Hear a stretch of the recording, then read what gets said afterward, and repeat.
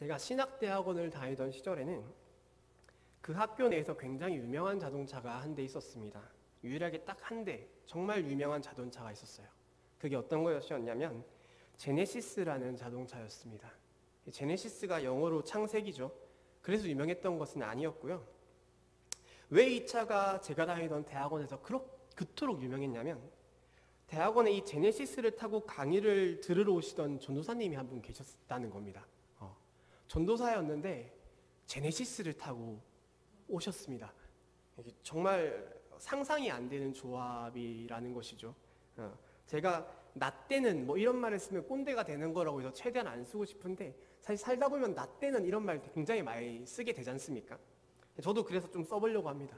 저도 이제 슬슬 꼰대가 되어가는 것 같은데 저 때는 그랬어요. 저 때는 본디 대학원 시절에 전도사라는 것은 밥을 먹고 나서 후식으로 아이스크림 그 1,000원짜리 바 한 개가 땡겨도 너무 고민을 하다가 슬며시 나의 지갑을 열어보고 아니야 나는 먹을 수 없어 꾹 참고 그냥 도서관으로 터벅터벅 걸어가던 게 대학원 시절의 전도사의 모습이었다는 거죠. 저도 저는 그런 시절을 보냈었습니다. 공부를 많이 하면 단 게 너무 땡기거든요. 그런데 너무 초콜릿이 땡기고 과자가 땡기는데 그거 사 먹을 돈 조금 아껴서 우리 학생들 뭐 맛있는 거 사줄 수 있겠지. 뭐 아이스크림 그 한 개 사 먹기가 뭐 너무 비싸진 않지만 그래도 조금은 부담스러운 느낌이 있어서 고민을 하다가 그냥 도서관으로 걸어갔던 그런 시절이 있었다는 거죠. 그런데 그 전도사님께서는 나이도 어리셨습니다. 나이가 뭐 많아서 사업에 성공한 다음 전도사가 됐다 이러면 할 말이 없어요. 그런데 제가 그때 기억하기로는 20, 30대 사이였던 것 같아요. 20대 후반 아니면 30대 초반이셨어요. 그런데 제네시스를 타시고 등하교를 하셨고 SNS에 보면 가끔 명품 시계 같은 거 찍어서 나를 위한 선물 글귀 한 개 딱 별 한 개 딱 찍어가지고 이런 거 올리시는 그리고 제네시스 그 멋있는 자동차와 함께 멋있는 사진을 찍어서 SNS에 자랑을 하시는 뭐 그런 느낌의 전도사님이 계셨다는 것이죠. 나중에 들어보니까 집안이 조금 잘 살았다라는 얘기를 들었습니다. 아버지께서 교회 좀 대형 교회의 큰 장로님이셨는데 하나님한테 은혜를 많이 받았다고 해요. 정말 큰 사업에 성공하셨고 은혜를 많이 받게 돼서 부자가 됐고 그래서 아들은 그 은혜를 많이 받은 그런 대가 뭐 고백의 신앙의 고백으로 전도사를 시키셨다는 거예요. 그러니까 그런 아버지의 그런 능력 아래 전도사 생활을 하게 되셨다는 거죠. 그러니까 부모님의 지원으로 그런 제네시스라는 호화로운 차를 탔었고 굉장히 호사스러운 전도사 생활을 누리셨던 분이 계셨다는 겁니다. 우리 성도님들께서는 어떻게 생각하실지 잘 모르겠습니다. 제네시스를 타는 전도사 어떻게 생각하시나요? 혹은 SNS에 명품 시계를 찍어서 나를 위한 선물 별 한 개 이렇게 올리는 전도사 이런 전도사에 대해서 어떻게 생각하십니까? 뭐 어떤 분들은 내가 내 돈으로 호화롭게 살겠다는데 자기가 자기 돈으로 누리고 살겠다는데 뭐 그렇게 오지랖이냐 무슨 상관을 그렇게 하냐 라고 말하는 분들이 계실 수도 있을 거라는 생각이 듭니다. 그런데 그 당시에 제 기억으로는 대부분의 전도사님들께서는 그 대학원에서 그 전도사님 사치를 부리는 전도사님에 대해서 그러한 생각을 하진 않았던 것 같습니다. 제가 있던 대학원에서는 그 누구도 그 전도사가 사치를 부리는 것에 대해서 뭐 그 가정에 하나님이 복을 주셨다는데 하나님 은혜를 주셨다는데 그거 마음껏 누리는 게 뭐가 그렇게 큰 죄냐 뭐 욕하지 말자 이러는 분은 단 한 명도 없었다는 것이죠. 오히려 모든 전도사님들이 욕에 욕을 그렇게 많이 할 수가 없었습니다. 산책을 하다 보면 주차장을 도는데 그 제네시스가 주차되어 있는 모습을 보면 그렇게 손가락질을 해대면서 뒷담화를 깠었습니다. 저건 사역자의 모습이 아니라는 거죠. 아니 사역자를 떠나서 하나님의 은혜를 받은 사람의 모습이 아니지 않냐라는 말들이었습니다. 내가 하나님의 은혜를 받아서 설령 돈이 많아졌을지라도 그 돈으로 자기를 과시한다거나 자기를 드러내는 것이 결국 하나님이 원하시는 모습은 아닐 것이라는 말이죠. 오히려 내가 하나님의 은혜를 주셨고 내가 돈이 많아졌으면 그 돈으로 사치와 향락에 빠져 사는 것이 아니라 더욱더 검소하게 살면서 나에게 쓰는 것은 조금 더 줄이려고 노력하면서 그 물질로 많은 사람을 살리거나 베풀거나 섬기는 데 쓰는 것이 하나님께서 원하시는 성도의 삶이 아니겠느냐 이런 말들이 굉장히 많이 나왔던 걸로 저는 기억을 합니다. 물론 아이스크림 하나 사 먹는 것도 고민하던 시절이었기 때문에 모든 전도사들이 그런 말 있지 않습니까? 약간 배알이 꼴린다 이런 말 있지 않습니까? 배알이 꼴리셨던 것 같아요. 난 아이스크림도 못 사 먹는데 저 제네시스를 타는 저 모습이 부럽기도 하고 막 배알이 꼴리기도 하고 그래서 더 그런 욕을 했던 것도 있을 겁니다. 아마 모르긴 몰라도 아마 있을 거라는 생각이 듭니다. 그래도 하나님의 은혜를 받은 사람의 자세가 그런 모습은 조금은 아니지 않을까라는 생각이 든다는 것이죠. 오늘 말씀 속에서 나오는 이 솔로몬이라는 왕도 사실은 하나님의 은혜를 정말로 많이 받은 사람이었습니다.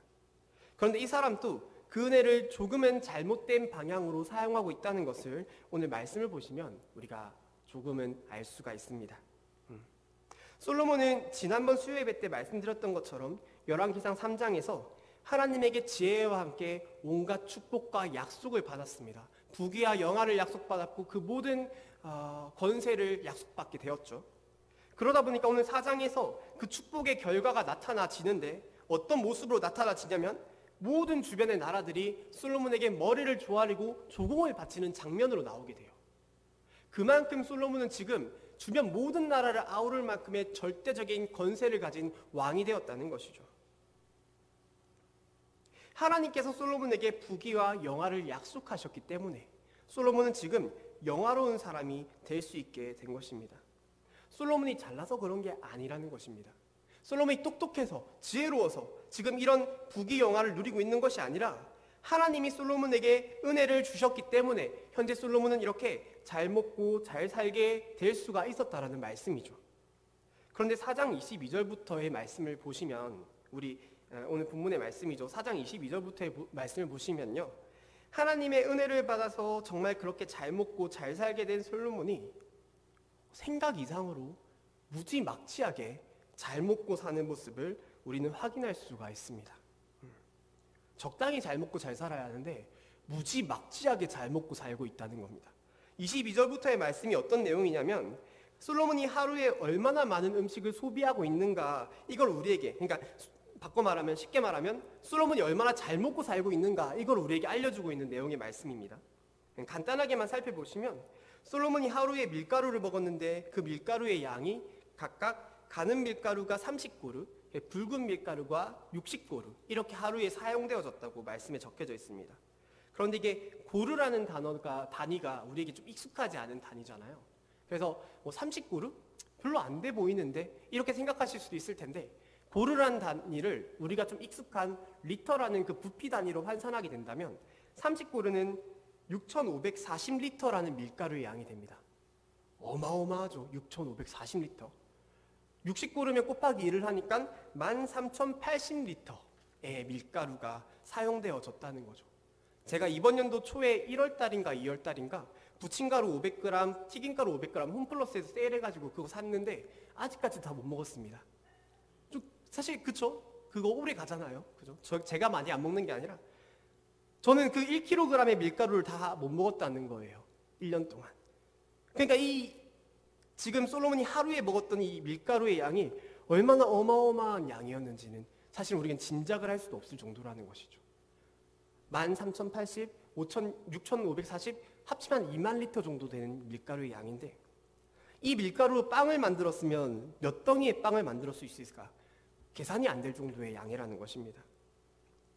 우리는 솔로몬이 지금 어떤 생활을 누리고 있는지 다른 건 볼 필요도 없습니다. 이 사람이 뭐 코끼리 상하로 자기의 보좌를 만들고 막 그런 사치를 누리고 다른 건 볼 필요도 없고 그냥 이 사람 밥 먹는 것만 보면 솔로몬이 얼마나 호사스러운 생활을 지금 누리고 있는지를 대충은 파악이 가능할 수 있다는 거죠. 이게 솔로몬의 말씀을 읽으면 항상 안타까운 점입니다. 솔로몬은 하나님에게 3장의 말씀에서 은혜라는 것을 받았습니다. 지혜라는 것을 받았고 부귀와 영화를 약속을 받았습니다. 그런데 은혜를 받은 솔로몬이 4장의 말씀에서 가장 먼저 하고 있는 행동이 무엇이냐면 자신의 밥상을 풍요롭게 차리고 있는 행동이었다는 거죠. 예수님께서 말씀하시기를 사람이 떡으로만 살 것이 아니오라고 말씀하셨습니다. 솔로몬은 자기의 밥상을 밀가루로만 차리지도 않았습니다. 온갖 소고기를 차렸습니다. 떡만 먹지 않고 고기도 열심히 먹었다는 것입니다. 솔로몬이 하루에 소비한 소의 숫자가 살진 소가 10마리, 초장에서 키운 소가 20마리, 총 30마리를 하루에 먹었다고 적혀져 있고 또 양은 한 100마리를 먹었고 그 외에 온갖 맛있는 짐승들의 고기를 먹었는데 암사슴, 수사슴, 노루, 살진새, 치킨, 통닭, 오리고기, 오리 진흙구이 여러 가지 고기들을 다양하게 차려 먹었다는 것이죠. 제가 궁금해가지고 인터넷을 검색해봤습니다. 소 한 마리를 해체하면 과연 고기가 몇 인분이 나올까? 775인분 정도의 고기 덩어리가 나온다고 합니다. 그러면 단순히 계산만 해도 775인분 곱하기 30마리, 이게 하루에 소비된 고기의 양이니까 제가 적어놨어요. 제가 산수를 못해가지고 23,250인분 정도의 식사량이 나온다는 것이죠. 거기에 밀가루까지 2만 리터를 포함하게 되면 지금 솔로몬 앞에는 엄청난 밥상이 차려지게 되었을 것입니다. 솔로몬이 아무리 아내가 많았어도, 아무리 자녀가 많았어도, 신하가 아무리 많았을지라도 이러한 밥상은 딱 보는 순간 우리가 이게 차려져 있지 않아서 생각을 못하는 건데, 이게 진짜 우리 눈앞에 차려져 있다고 생각한다면 그 밥상을 우리는 보는 순간 이건 조금은 과한데, 이거 너무 사치스러운데 싶을 정도의 웅장한 밥상이었다는 것이죠. 솔로몬의 식사는 굉장히 사치스러웠습니다. 굳이 그렇게 먹을 필요도 없었는데 중국 황제들이 누리던 그 만한 전석 이런 거 있죠. 그런 것보다도, 세상의 왕들이 누리던 사치보다도 더 크나큰 사치가 솔로몬의 식탁 위에는 펼쳐지게 되었다는 말입니다. 마치 하나님의 은혜를 받아서 돈이 정말 많았는데 그 은혜 가지고 자신을 꾸미고 명품 시계를 사고 제네시스를 타고 다니던 그 전우사님 모습처럼, 지금의 솔로몬은 하나님의 은혜를 정말 많이 받았는데 화려한 식사로 자신의 식탁을 꾸미고 스스로의 배를 채우는 약간은 못난 모습의 왕의 그런 형태를 보여주고 있다는 것이죠. 우리는 성경에서 하도 이 솔로몬 왕을 보면서 세상에서 가장 지혜로운 왕이다, 하나님의 사랑을 받은 왕이다, 업적도 굉장히 칭송합니다. 최초로 하나님의 성전을 세운 왕이다, 너무 많은 업적도 있고 칭찬을 많이 해주는 걸 읽다 보니까 솔로몬이라는 왕을 생각하실 때는 굉장히 지혜로운 어떤 왕의 모습을 떠올리게 되십니다. 굉장히 지혜로운 왕, 굉장히 훌륭한 왕, 백성들을 사랑하고 인자한 미소를 짓는 어떤 왕의 모습을 떠올리시게 된다는 것입니다. 그런데 사실 솔로몬은 지난번 말씀에서도 제가 언급드렸던 적이 있지만 병거를 많이 두고 아내를 많이 두고 하나님의 말씀에 순종하지 못했던 굉장히 연약한 모습을 가진 죄인일 뿐이었습니다. 솔로몬을 긍정적으로 바라보실 필요가 없습니다. 솔로몬은 죄인이었습니다. 이스라엘의 분열의 원인이었습니다. 성경은 사람을 완벽하다고 평가하지 않습니다. 성경은 아무리 똑똑한 왕일지라도 죄인이라고 우리에게 말씀해주고 있습니다. 그러니까 열왕기상 4장 7절의 말씀을 보시면 솔로몬이 오늘 본문에서 이렇게 엄청난 밥상을 차리기 위해서 어떤 한 가지 행동을 하고 있냐면 이스라엘을 12개의 구역으로 나누고 있습니다. 그래서 각 구역마다 1년에 한 달씩 왕과 왕실이 먹을 먹거리를 제공해라, 세금을 부과한다는 것이죠. 그래서 솔로몬은 자신의 호사스러운 사치 생활을 유지하기 위해서 백성들에게 1년에 한 번씩 대략 900마리의 소, 대략 3,000마리의 양, 대략 60만 리터의 밀가루를 제공하라고, 바치라고 명령을 내렸다는 것이죠. 백성들의 부담은 난리 갈수록 커질 수밖에 없었을 것입니다. 이건 지혜로운 왕이 할 만한 행동은 아니지 않을까요? 왠지 동화책에 나오는 탐욕스러운 왕의 이야기처럼 들리지 않으십니까? 또한 이런 12지역을 나눌 때 솔로몬이 어떠한 기준을 가지고 이 12개 구역을 나눴냐면, 지도 한 번만 보겠습니다. PPT 한번 띄워주시겠습니까? 잘 안 보이실 거예요. 솔로몬이 12개의 지역을 이런 식으로 나눴다라는 지도인데 4장 8절부터의 말씀을 그림으로 그려놓으면 이런 말씀이 되는 겁니다. 이 동그라미를 보시면 잘 안 보이시겠지만 1번, 2번, 3번 번호가 매겨져 있고 총 12번까지의 번호가 적혀져 있는 걸 볼 수 있어요. 이러한 1번부터 12번까지의 지역에서 솔로몬이 세금을 걷어들인 겁니다. 근데 다시 한 번만 클릭해 주시겠어요? 한 번 더. 이 4장 8절부터의 말씀을 그려놓은 지도가 의미하는 게 뭐냐면 되게 재밌습니다. 유다 지파의 자리거든요. 저 빨간색 동그라미가. 저기에는 번호가 안 적혀져 있습니다. 그리고 한 가지의 글이 적혀져 있는데 뭐라고 적혀져 있냐면 특혜 관세 구역이라는 글씨가 적혀져 있습니다. 그러니까 이 지도가 의미하는 바가, 이 4장 8절부터의 말씀이 의미하는 바가 어떤 내용이냐면 솔로몬은 지금 다른 지파들에게는 여러 가지의 세금을 부과하고 자기 호사스러운 식사를 차리기 위해서 많은 소도 빼앗고 여러 가지 빼앗았는데, 자기가 소속되어 있던 유다 지파의 자녀들에게만, 유다 지파의 백성들에게만 세금을 면제시켜줬다는 것이죠. 굉장히 차별스러운 대우였다는 겁니다. 솔로몬은 지혜의 왕이 아니었습니다. 다시 한번 말씀드립니다. 어리석은 왕이었습니다. 하나님의 지혜를 버린 왕이었습니다. 솔로몬은 12지파를 평등하게 다스리지 않았고 유다 지파만 차별하는 왕이었습니다. 우리는 솔로몬의 아들인 르호보암이 정치를 잘못해가지고 어리석은 왕이어서 이스라엘 왕국이 남유다랑 북이스라엘로 지파끼리의 분열이 일어나게 되었다, 이렇게 생각할 때가 많지만, 사실 솔로몬의 이런 차별 정책 때부터 이미 유다 지파랑 다른 지파들 사이의 갈등은 커질 수밖에 없었다는 것이죠. 그 결과가 르호보암 때의 분열입니다. 르호보암이 잘못한 게 아니라 솔로몬이 분열시킨 것이라는 말씀입니다. 그렇게 솔로몬은 조금씩 변해가게 되었습니다. 4장의 말씀에서 솔로몬은 되게 조금 변한 겁니다. 사실 많이 변한 건 아니에요. 제가 나쁜 왕처럼 설명을 드리긴 했는데 크게 변한 건 아닙니다. 3장에서 하나님의 은혜를 받았고 부귀와 영화를 누리게 되자 솔로몬이 달라졌는데, 뭐가 달라졌냐면 밥 먹는 게 달라진 거예요. 밥 먹는 게 조금 달라진 거예요. 많이 달라진 게 아니라 그냥 식탁에 상차림이 조금 변했네 정도의 말씀이 등장을 하게 된 거죠. 그리고 이제 4장 말씀이 끝나고 나면 다시 솔로몬은 멀쩡하게 잘 살아갑니다. 성전을 짓습니다. 거룩한 행동을 합니다. 막 성전 봉헌 기도를 드리는데 너무 멋있게 기도를 잘해가지고 성경에 기록될 만큼의 기도를 막 남기게 됩니다. 하나님이 다시 짠하고 나타나가지고 성전을 지은 기특한 솔로몬에게 칭찬해 주시는 장면도 나옵니다. 4장에서 완전히 타락하게 된 것이 아니라는 말이죠. 4장에서 조금 달라졌어요. 밥 먹는 게 좀 사치스러워졌는데 정도의 느낌으로 달라지게 된 겁니다. 근데 그러다가 또 어느 순간 보면 열왕기상 7장 1절에서 하나님을 위해서 이 솔로몬이 성전을 지었는데, 자기 왕궁을 짓는데 성전의 크기의 4배 이상에 달하는 왕궁을 짓는 모습도 볼 수가 있습니다. 조금 이상한데?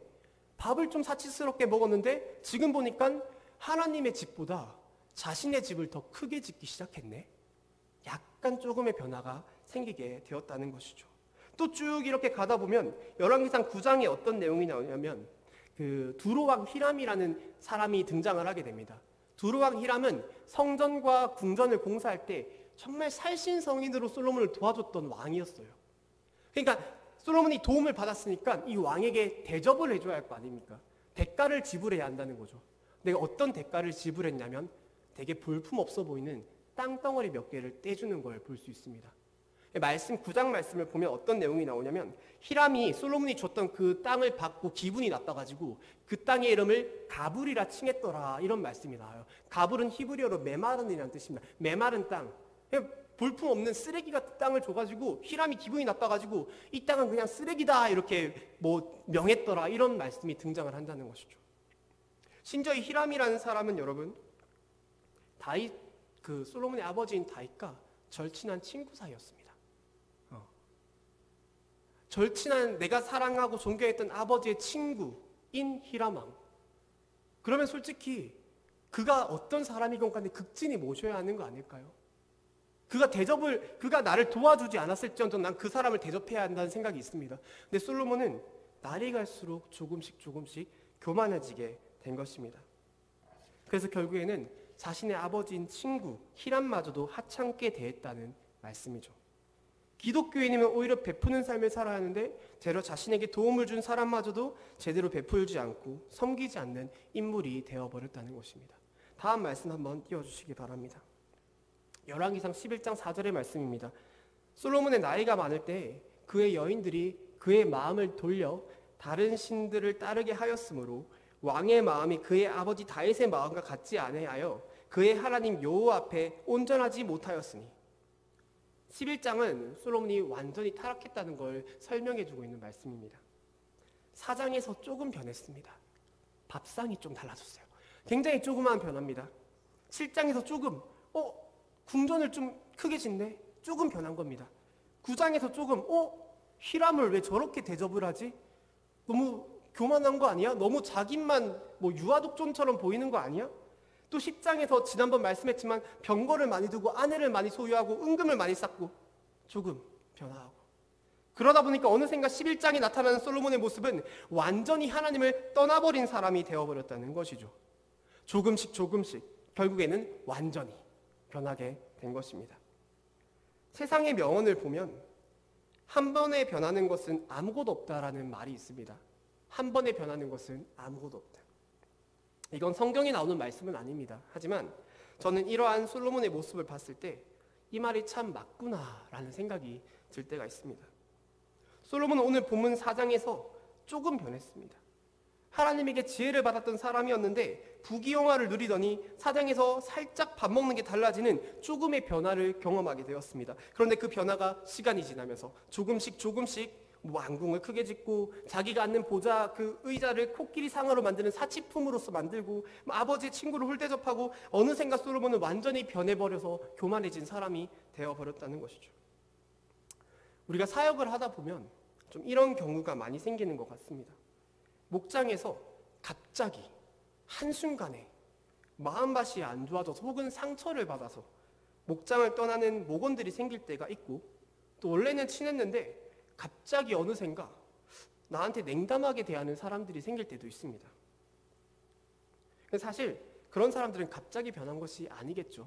다들 아시겠지만 그 속사정은 우리가 잘 모르겠지만 어느 순간 언젠가 오래전에 나에게 어떤 한 부분에서 상처가 있었을 겁니다.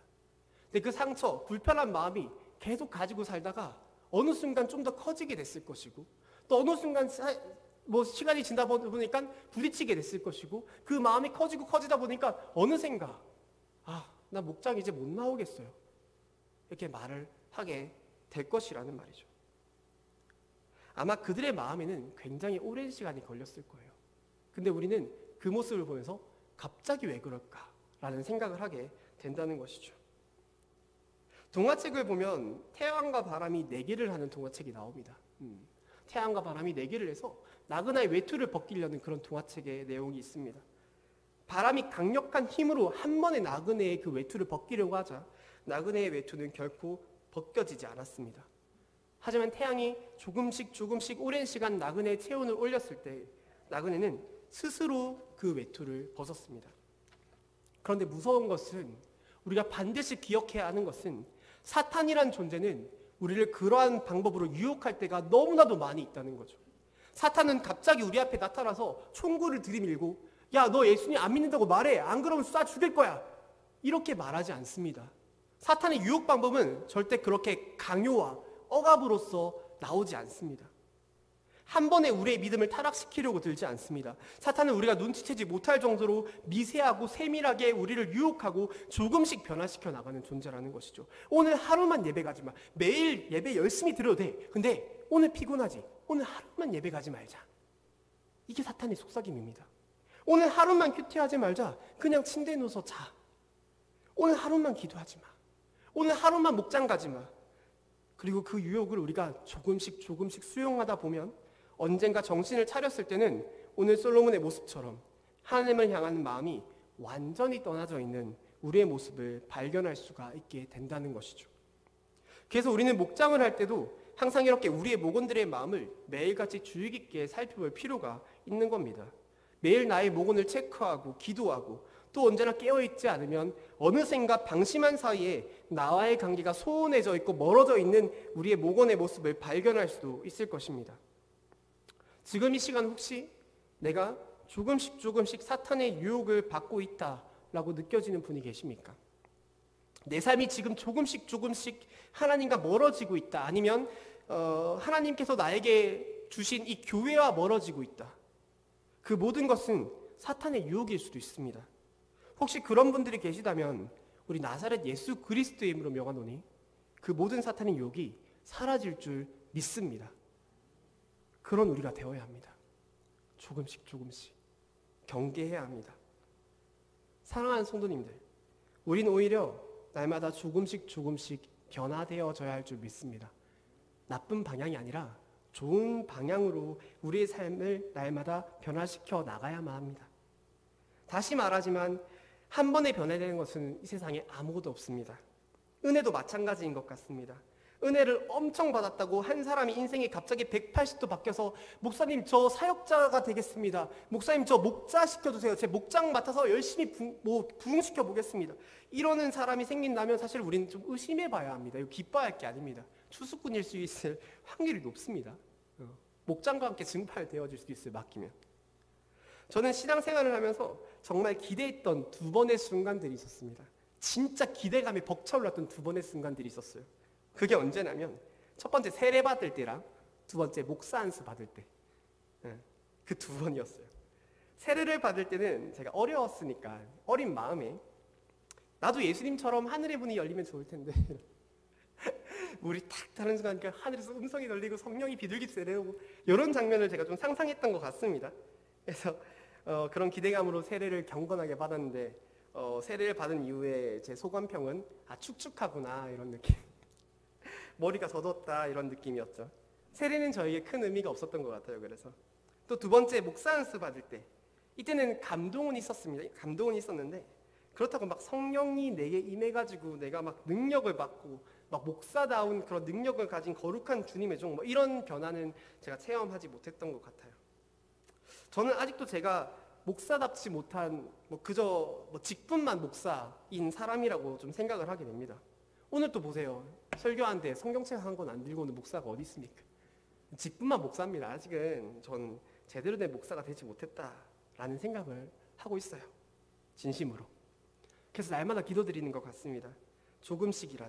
조금씩이라도 하나님 목사다운 목사로 변하게 해주세요. 하나님, 제가 지금은 참 목사답지 못한 목사이지만 언젠가는 하나님 앞에서 부끄럽지 않은 한 명의 목회자가 되어 있길 바랍니다. 항상 기도하는 것 같습니다. 한 번에 변화되는 건 없습니다. 조금씩의 변화로 우리의 삶에 행복이 찾아올 수 있기를 기도하실 수 있길 바랍니다. 우리 한가족 청년 중에 한 친구랑 제가 얼마 전에 조그맣게 얘기를 했었는데 요즘에 그 청년이 줌으로 새벽 기도를 드리고 있다라고 얘기를 하더라고요. 자랑하는 거죠. 칭찬해달라고. 그래서 막 자랑스럽게 얘기를 하길래 그러면 새벽 기도 나가니까 뭐가 그렇게 좋았냐? 이렇게 제가 물어봤어요. 뭐가 그렇게 새벽 기도가 나가니까 좋아가지고 새벽 기도 열심히 나가냐? 이렇게 물어봤습니다. 그러니까 그 청년이 하는 말이 기도의 응답이 넘쳐서 너무 좋아요. 이런 걸까요? 여러분. 하나님과 교제하는 그 새벽의 시간이 너무 좋아요.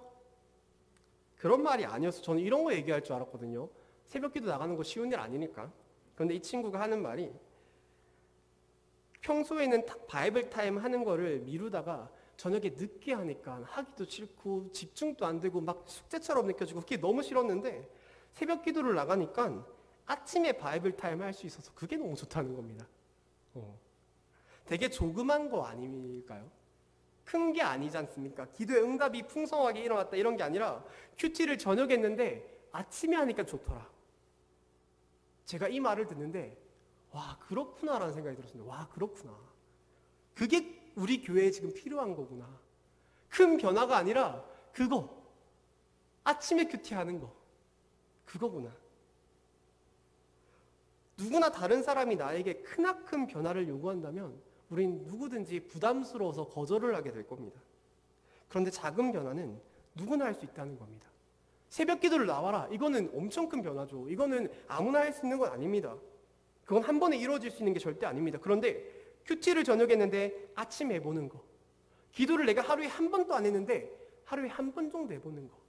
내가 기도를 하루에 한 번 했는데 1분 정도 했다면 1분만 더 늘려서 2분 정도 해보는 거. 내가 나를 위한 기도만 했는데 이제는 다른 사람을 위한 기도를 조금 해보는 거. 이런 거 있죠. 평소에 VIP에 대해서 내가 생각도 안 하고 있었다면 이번 연도에는 그래도 VIP 명단 한번 써보는 거. 내 주변에 전도할 사람 누가 있을까 한번 고민해보는 거. 큰 게 아닙니다. 굉장히 조그만한 변화인 것입니다. 내 주변에 누굴 전도할 수 있을까? 안 친했던 사람에게 한번 연락 던져보는 것. 안 친했던 사람에게 기프티콘 하나 보내보는 것. 정말 아무것도 아닌 시간으로 치면 1분이면 할 수 있을 만큼의 조금의 변화일 수 있습니다. 그런데 그런 변화가 쌓이고 쌓였을 때 우리의 삶은 무척이나 크게 변화되어질 수도 있을 거라는 생각이 듭니다. 사랑하는 한가족교회 성도 여러분, 세상에 한 번에 변하는 것은 아무것도 없습니다. 그것은 우리의 신앙생활에서도 마찬가지입니다. 우리의 신앙생활이 조금 더 좋아지시길 바라신다면 큰 변화부터가 아닌 조금의 변화부터 시작하시기를 권면드립니다. 예배 시간이 너무 졸린다. 목사님의 설교를 받아 적는 것부터 뭐 여러 가지 우리가 할 수 있는 조그마한 노력들이 있을 거라는 생각이 듭니다. 우리 어머니가 요즘에 다이어트를 하시거든요. 저는 이렇게 설교를 하면 녹화본을 받아서 유튜브에 올려요. 유튜브에 올리면 저희 부모님이 보십니다. 부모님이 아마 들으실 거라는 생각이 드는데 너는 왜 그런 소리 하노? 이런 얘기를 하실 것 같아요. 우리 어머니가 다이어트를 하는데 전화할 때마다 요즘에 하고 있는 다이어트가 뭐냐면 두부 다이어트래요. 두부 다이어트. 뭐 밥을 아예 안 먹고 두부만 하루 종일 먹는 그게 두부 다이어트라고 있다고 합니다. 제가 항상 엄마가 전화할 때마다 두부만 먹을 거라고 호언장담을 하시니까 제가 그때마다 드리는 말씀이 엄마 하루도 못 간다. 하루도 못 간다. 한 끼도 못 갈 거다. 이렇게 얘기를 하긴 합니다. 그리고 실제로 하루 뒤에 연락을 해보면 밥을 먹고 있어요. 두부를 안 먹고. 껄껄 웃고 비웃죠. 큰 변화는 실패하기가 쉽습니다. 그리고 포기하기도 쉽습니다. 포기하면 좌절하고 낙담하기도 쉽습니다. 하지만 작은 변화는 우리를 언젠가는 크게 변하게 만들어줄 수 있을 것입니다. 이제 말씀을 맺겠습니다. 이번에 우리가 최영기 목사님께서 말씀을 전해주시면서 행복한 말씀 집회를 이제 성황리에 마치게 되었죠. 근데 제가 최영기 목사님의 말씀을 들으면서 가장 많이 와닿았던 말씀이 어떤 거였냐면 겨자씨 하나만큼의 믿음을 가져야 한다라는 말씀이었던 것 같아요. 우리에게 지금 당장 필요한 게 겨자씨 하나만큼의 조그만 믿음이라는 거죠. 우리는 보통 겨자씨 하나의 말씀을 묵상하게 되면 가장 먼저 나의 마음을 두는 곳, 그 시선을 두는 곳이 겨자씨 하나의 시선을 두는 것이 아니라 그 뒤에 펼쳐지게 될 엄청난 변화들을 바라보게 될 때가 많이 있습니다.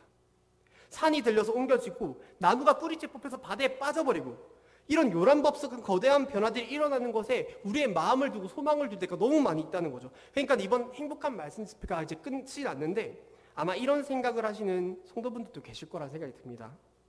내가 VIP를 데려왔는데 VIP가 집회가 끝나고 눈물을 뚝뚝 흘리면서 지구가 내가 이제는 앞으로 교회 나갈게. 이런 큰 변화 없었다고 서운해하시는 성도님들 분명 계실 거라는 생각이 듭니다. 우리 교회가 말씀 집회 이후에 막 VIP 전도에 열정이 불타오르고 갑자기 한 주에 전도를 몇십 명씩 해내고 성령에 불타는 교회가 되지 않아서 아쉬워하는 성도님들 이런 분들이 계실 수도 있을 것 같다는 생각이 듭니다. 그런데 제가 이번 말씀 집회에서 최영기 목사님의 말씀을 곰곰이 묵상해봤을 때 최영기 목사님은 우리에게 그런 메시지를 전하고 싶으셨던 건 아닌 것 같아요. 내가 말씀을 하면 난 가정교회를 만든 엄청난 사람이기 때문에 말씀을 전하면 아마 우리 한가족교회는 부흥을 일으킬 겁니다. 이런 느낌의 메시지는 절대 아니었던 거라는 생각이 듭니다.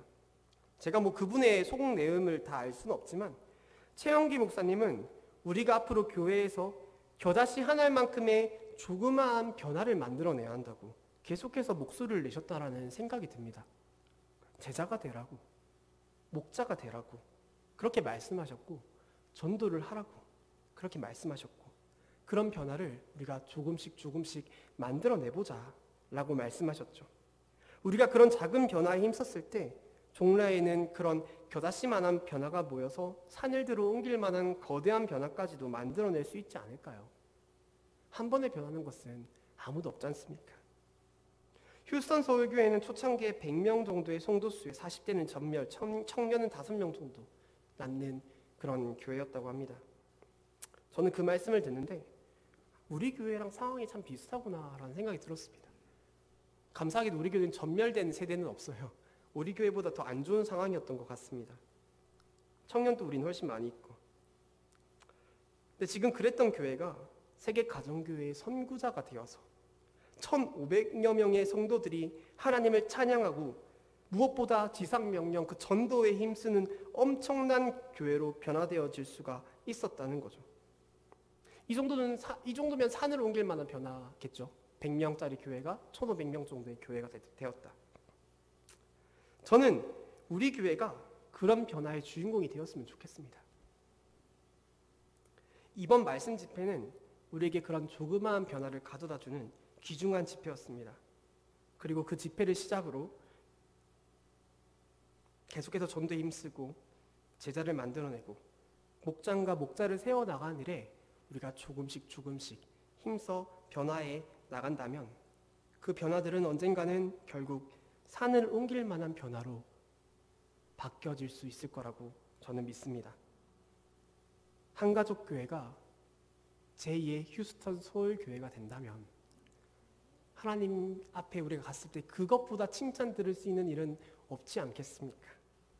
그러한 변화에, 그러한 영광에 동참하시는 우리 한가족교회 모든 성도님들이 되시기를 예수님의 이름으로 기도드리겠습니다.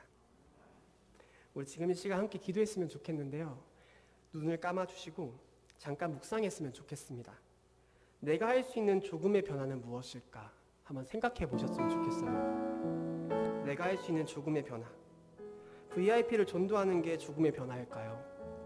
기도에 대한 결단, 성경 통독에 대한 결단, 엄청 우리가 할 수 있는 조금의 변화는 있을 거라는 생각이 듭니다. 목장에 대한 결단, 직장에 대한 결단, 가정에 대한 결단, 혹은 나의 자녀에 대한 결단. 내가 할 수 있는 조금의 변화는 무엇일까? 머릿속에 떠올려 보시기 바랍니다. 내가 지금 뭔가 할 수 있는 게 없다. 새벽 기도라도 결단하면 되지 않을까요? 한가족교회 기도의 등불을 끄지 않는 사람이 되겠다. 이것 또한 큰 결단이라는 생각이 듭니다. 지금 이 시간 우리 머릿속에 떠오르신 조금의 그 변화들, 그 결단들을 주 앞에 고백하는 시간 가지도록 하겠습니다. 주님, 내가 이러한 사람 되겠습니다. 내가 이러한 변화의 물결을 일으키는 한가족교회의 성도 되겠습니다.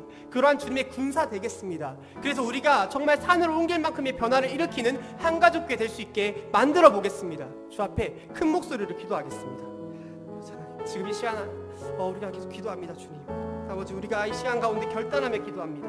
아버지, 이 모든 기도를 들어주시고 이 모든 변화를 일으켜 주옵소서. 성령 하나님의 그 불타는 능력으로 우리를 변화시켜 주시고 그 조금의 기도와 조금의 변화가 모여서 정말로 크나큰 변화를 이뤄내는 우리 한가족교회 될 수 있게 허락하여 주시옵소서. 시흥 땅의 빛과 소금이 될 수 있기를 바랍니다. 아버지, 우리 교회가 정말로 그 어떤 교회보다 건강한 교회 될 수 있기를 바랍니다. 수예배가 풍성해지고 새벽 기도가 풍성해지고 그 어떤 교회보다 사랑이 흘러 넘치는 교회 될 수 있기를 바랍니다. 그런 교회가 될 수 있기 위해서 내가 지금 이 시간 한 가지의 결단을 드립니다. 기도하고자 하는 자는 기도를 하게 하소서. 말씀을 통독하게 하는 자는 말씀을 통독하게 하소서. 가정을 회복시키고자 하는 자는 가정을 회복시키게 하시고, 아버지, 직장을 변화시키고자 하는 자는 직장을 변화시키게 하시고, 영혼을 구원하고자 하는 자는 영혼을 구원할 수 있게 허락하여 주시옵소서. 주님, 우리는 능력이 없습니다. 아무런 힘도 없습니다. 솔로몬이 똑똑해서 잘낸 것이 아니고, 그가 잘나서 잘낸 것이 아니고, 하나님이 그에게 은혜를 주셨을 때 그가 부귀와 영화를 누릴 수 있었던 것처럼, 주님, 우리 주님의 은혜가 필요합니다. 주님, 우리에게 은혜를 주시고 주의 능력을 주사 우리가 정말 이 한가족교회를 변화시켜 나가는 하나님의 거대한 군사 될 수 있게 허락하여 주시옵소서. 아버지, 모든 말씀이 주의 귀에 들리고 응답받아지고 정말 우리가 한가족교회에서 더욱더 주님 기쁘게 신앙생활할 수 있는 우리 모든 성도들 될 수 있기를 간절히 소망합니다. 시흥 땅에 빛과 소금 되게 하소서. 시흥 땅에 등 되게 하시고 시흥 땅에 정말로 등불 되게 하여 주시옵소서. 꺼지지 않는 기도의 불길을 우리가 지필 수 있는 시흥의